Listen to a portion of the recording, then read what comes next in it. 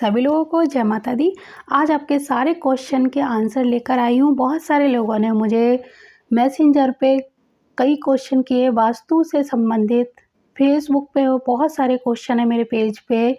इसके अलावा यूट्यूब पे और व्हाट्सएप पे भी काफ़ी लोगों के कुछ सेम टू सेम क्वेश्चन आए, जैसे कि कुछ कॉमन प्रॉब्लम सबको आ रही थी, इस तरह के क्वेश्चन आए हैं। तो आज मैं वो सारे क्वेश्चन के आंसर आपको देने जा रही हूँ। और जिन लोगों का एक ही क्वेश्चन है, यानी 4-6 लोगों का सेम टू सेम क्वेश्चन है, मैं उनके सारे लोगों के नाम नहीं ले पाऊँगी, लेकिन हाँ, कुछ लोगों के मैंने नाम यहाँ पर लिए हैं। और जिनका सिंगल क्वेश्चन है उनका तो नाम है ही। इसके अलावा अगर किसी का नाम नहीं लिया जा रहा है तो उस चीज़ को इग्नोर करें। कम से कम क्वेश्चन पे ध्यान दीजिए और अपने आंसर को अच्छे से सुनिए और उसी तरह से उपाय करने की कोशिश कीजिए। तो आज का हम पहला क्वेश्चन लेते हैं। पहला क्वेश्चन फेसबुक से हम ले रहे हैं कुछ, जिसमें से रंजीत कुमार जी का क्वेश्चन है कि यम का पद कहाँ पर होता है। मैंने एक पोस्ट डाली थी जिसमें बताया था कि दक्षिण मुखी जो घर होते हैं उनमें अगर द्वार 4 नंबर पर बनवाया जाए तो बहुत अच्छा होता है, और अगर वही मुख्य द्वार अगर 5 नंबर पे आ जाए तो वो अच्छा नहीं माना जाता।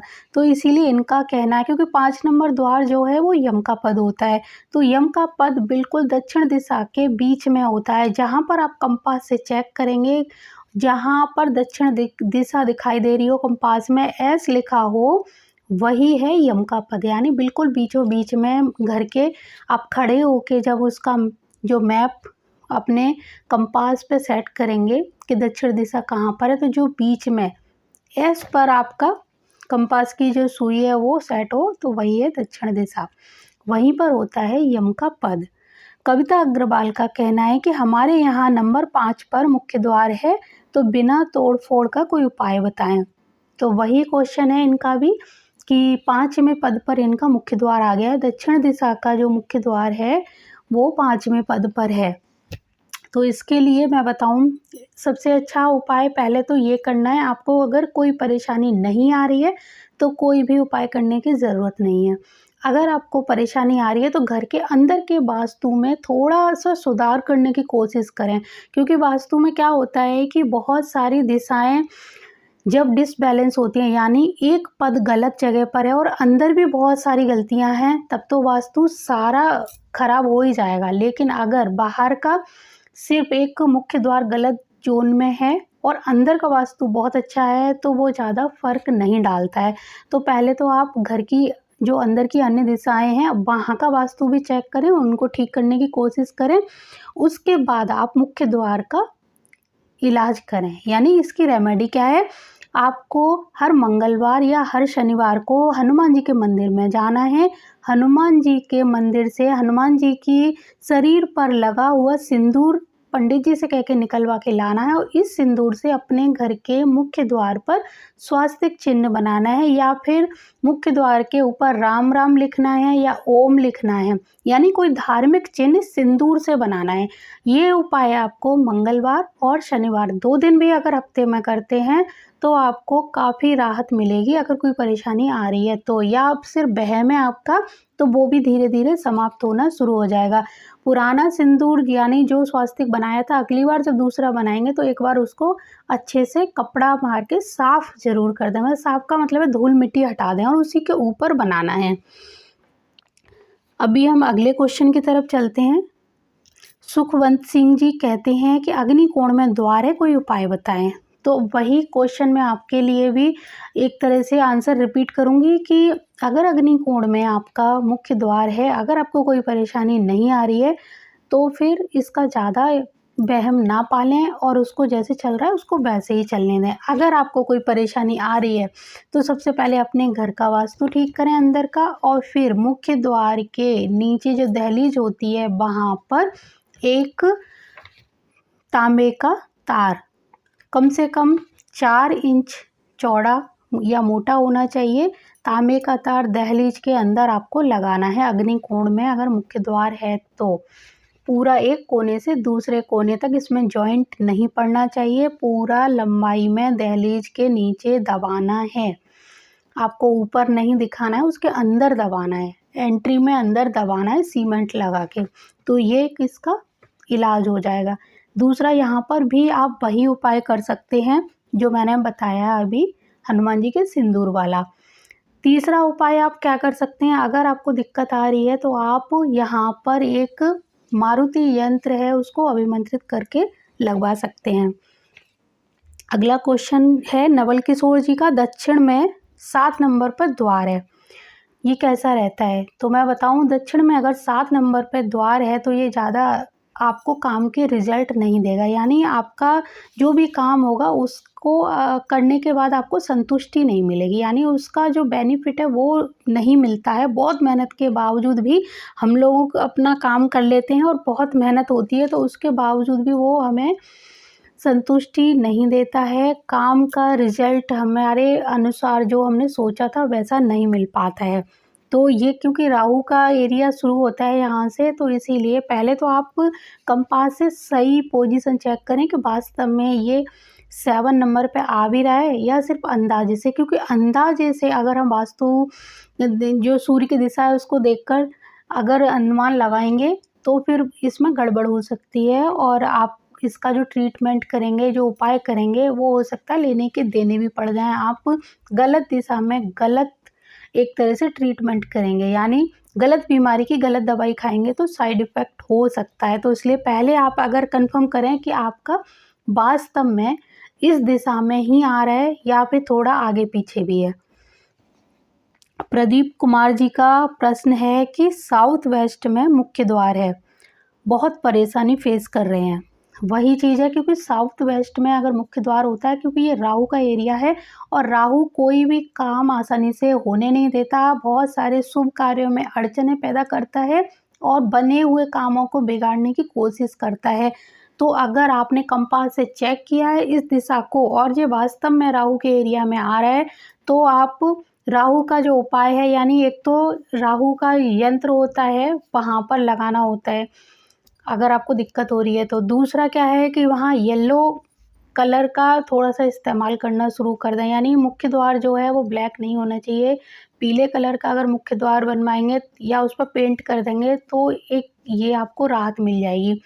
तीसरी, आप घर के अंदर की दिशाओं को बैलेंस करने की कोशिश करें। चौथा उपाय आप क्या कर सकते हैं कि हल्दी, गौमूत्र और थोड़ा-सा गंगाजल, तीनों को आपस में मिलाकर और जो मुख्य द्वार है उसके नीचे दहलीज पर आपको एक रोज़ लाइन खींचनी है, यानी पट्टी बनानी है। आप 2 या 3 अंगुल मतलब ऐसी चौड़ी पट्टी पूरी दहलीज पर लाइन बनाओगे, पेंट सा करना है आपको, डेली का ये नियम है। अगर राहु के एरिया में इस तरह मुख्य द्वार आ जाए तो ये उपाय बहुत ही ज़्यादा रामबाण साबित होता है।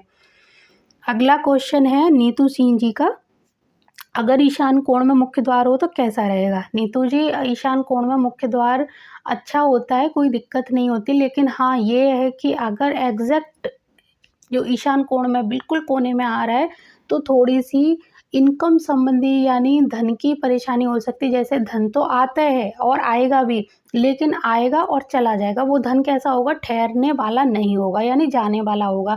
आपने जितनी कमाई की वो कमाई क्या होगी? वेस्ट हो जाएगी। किसी बीमारी में पैसा लग सकता है, किसी कार्य में लग सकता है, मतलब फालतू का खर्चा बढ़ जाता है यहाँ पर मुख्य द्वार आने से।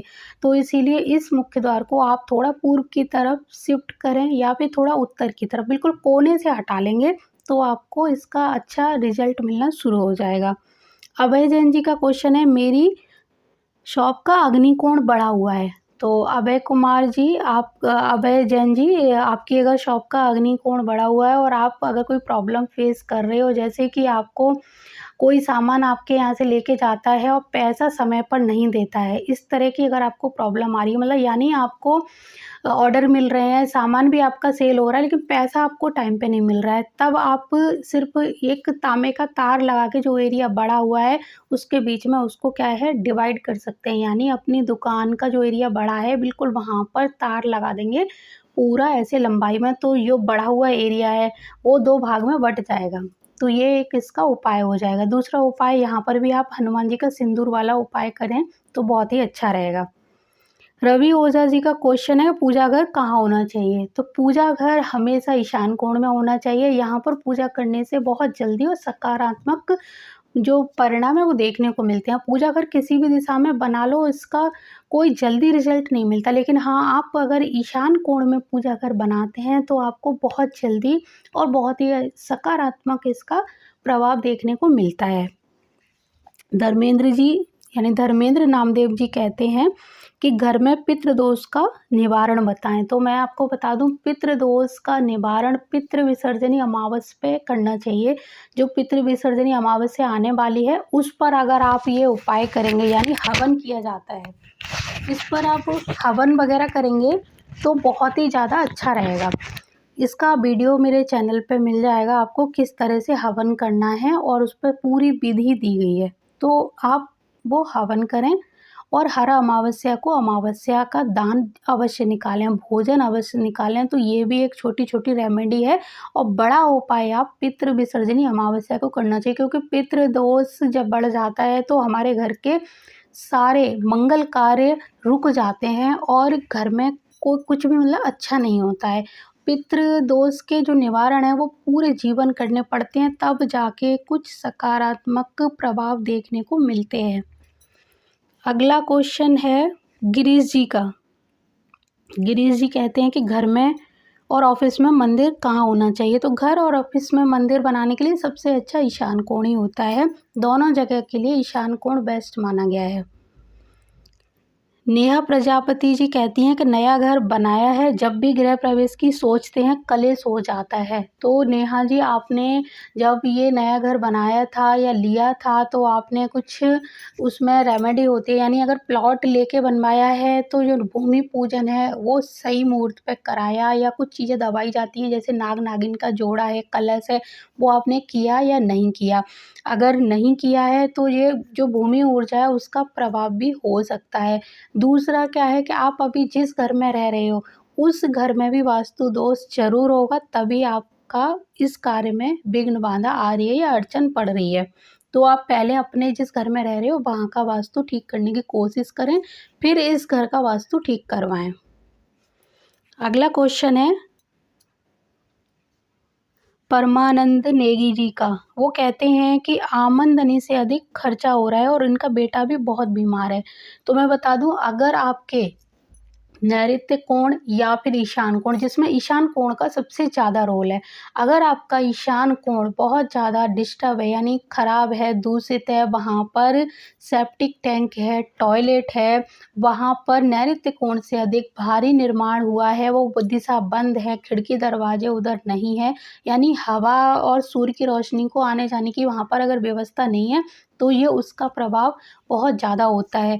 और अगर आपकी जो पहली संतान है तो आपके 100% मैं कह सकती हूँ आपके ईशान कोण में ही कोई ना कोई दोष होगा। अगर ये आपका दूसरे नंबर की संतान है तो आपके अग्नि कोण में ज़रूर कोई ना कोई दोष रहा होगा ईशान कोण के अलावा, तब ऐसी दिक्कतें आती हैं। तो पहले अपने घर के ईशान कोण को चेक करिए, वहाँ पर अगर टॉयलेट है उसको तुरंत बंद करिए, उसको यूज़ करना बंद कर दीजिए, और अगर वहाँ पर सेप्टिक टैंक है तो उसको आपको हटाना ही पड़ेगा, तब आपके जो भी आमदनी में जो रुकावट आई है वो धीरे-धीरे एकदम समाप्त होना शुरू हो जाएगी और आपके जो कहते हैं ना भाग्य खुल जाना, वो बिल्कुल भाग्य खुल ही जाएँगे जब आप ये टॉयलेट यहाँ का बंद कर देंगे या सेप्टिक टैंक यहाँ का बंद कर देंगे। अगर यहाँ रसोई भी है तब भी ये प्रॉब्लम आ सकती है। यहाँ पर भारी निर्माण किया गया है, क्योंकि अभी मुझे नहीं पता कि आपके यहाँ पे अग्नि कोण और ईशान कोण में क्या दिक्कत होगी। पहले आप इन 2 ज़ोन को चेक करें। अगर ये दोनों सही हैं तब तीसरे नंबर पे आता है आपका नैऋत्य कोण, वहाँ कोई ना कोई दिक्कत रही होगी। जिसमें से सबसे पहला है आपका ईशान कोण, उसको ही आपको पहले चेक करना पड़ेगा। ईशान कोण चेक करिए, चेक करने के बाद में वहाँ की जो रेमेडी होती हैं वो करनी पड़ेंगी, क्योंकि हर घर का वास्तु अलग होता है। मैं अंदाज़े से आपको नहीं बता सकती कि वहाँ पे आपका क्या है और आपको क्या करना है, क्योंकि पूरा ग्रिड के हिसाब से हमें मैप देखना होता है, उसी हिसाब से पूरी रेमेडी वहाँ पर करनी और बतानी होती है। पूरे घर को देखा जाता है, क्योंकि अगर एक दिक्कत आपके ईशान कोण में है तो और ज़ोन भी मतलब डिस्टर्ब ज़रूर होंगे। तो आप इसका एक बार या तो किसी से चेक कराइए, या फिर अगर आप वास्तु की थोड़ी बहुत नॉलेज रखते हैं तो खुद ही ये चेक कर सकते हैं।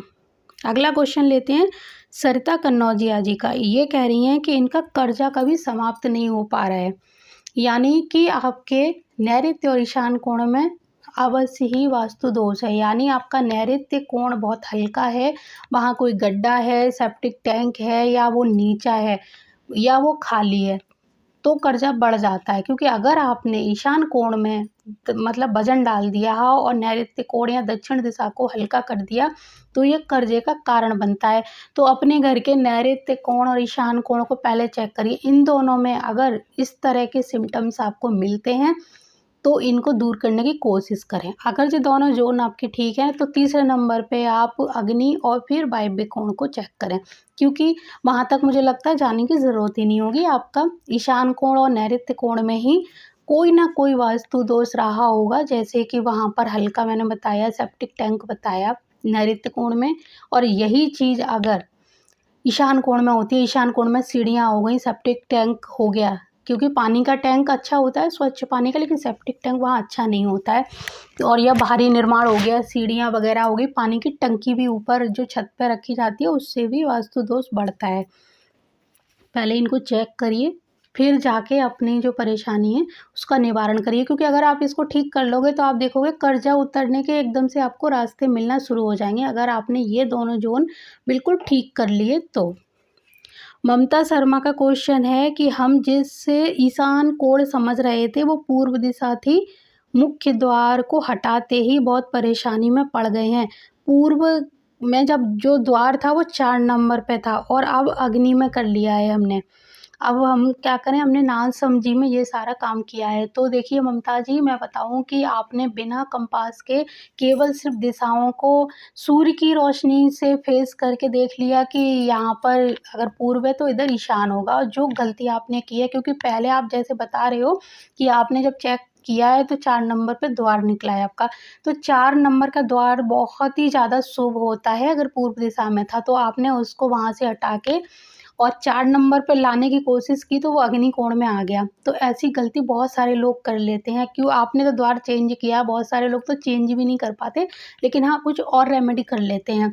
तो ये नासमझी कोई और ना करे, इसलिए मैं सबको बताना चाहती हूँ कि जब भी अपने घर का वास्तु चेक करें तो अंदाज़े से बिल्कुल भी ना करें। पहले आप कंपास से उन दिशाओं को पता लगाएँ, कौन-सी दिशा कहाँ पर है, उसी के अनुसार अपने घर को बैलेंस करने की कोशिश करें। क्योंकि जाने-अनजाने में अगर हम ऐसी भूल करेंगे तो इसका जो खामियाजा है वो हमें ही भुगतना पड़ेगा।